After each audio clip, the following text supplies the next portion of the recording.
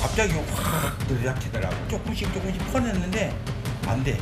확 들어오니까. 이렇게 차니까 이게 냉장고 둥둥뜨기가 넘어가 버리지.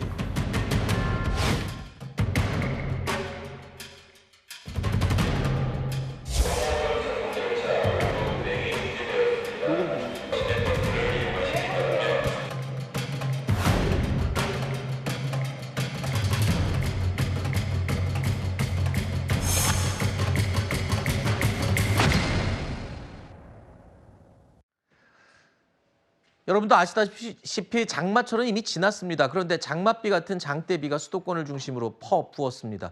지금도 내리고 있고요. 시간당 100mm가 넘는 극한 호우에 피해가 속출했고 사망자까지 발생했습니다.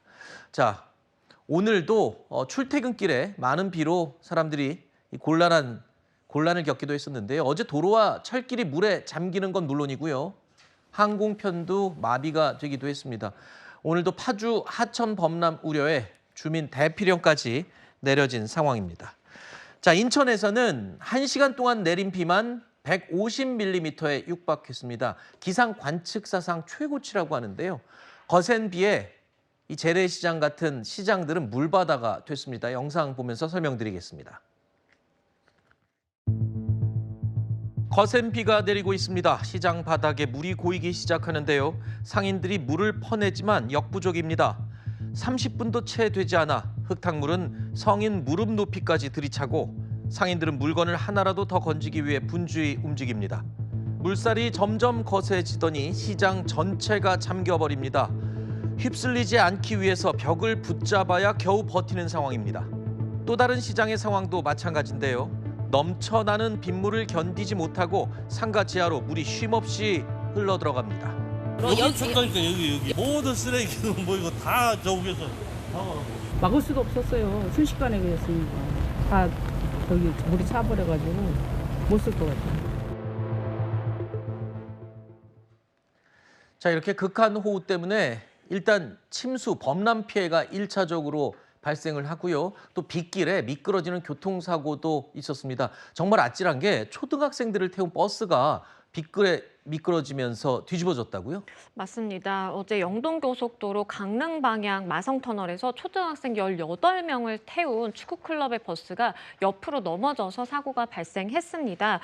노란색 버스가 아예 범퍼가 빠져버리고요. 유리창도 일부 깨졌고요. 초등학생 2명은 머리를 크게 다쳤고 다른 학생들도 이 경상을 입은 것으로 알려졌는데 다행히 생명에는 지장이 없는 상황으로 지금 알려지고 있고요. 또 인천과 포천에서도 운전자라든지 조수석에 탑승한 일행이 사망하는 사고가 발생해서 전국적으로 이렇게 크고 작은 사고가 발생했습니다. 네.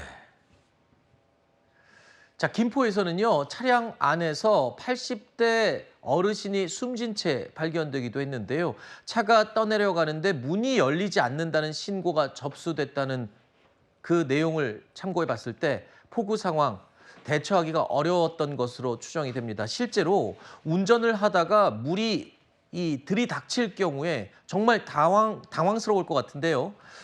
1차적으로 시동이 꺼지거나 심지어 차 문이 열리지 않아서 탈출을 못하는 경우가 많다고 합니다.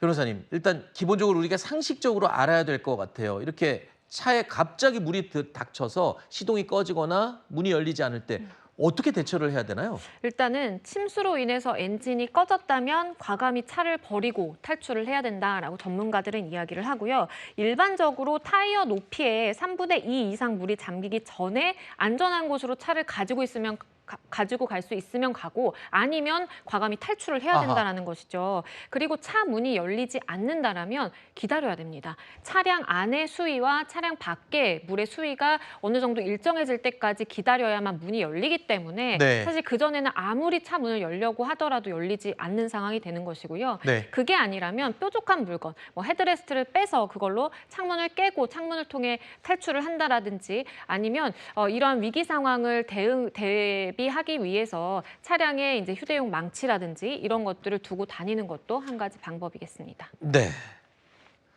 그리고 한 가지 더 여러분께 알려드리고 싶은 게요. 폭우가 내릴 때는요. 도로 위에 맨홀, 이 맨홀 뚜껑이 아주 끔찍한 흉기가 될 수 있다고요? 그렇죠. 실제로 과거에도 빗속을 달리던 버스로 맨홀이 튀어올라서 압력 때문에 튀어올라서 승객이 바깥으로 튕겨나가는 아하. 일도 발생한 적이 있죠.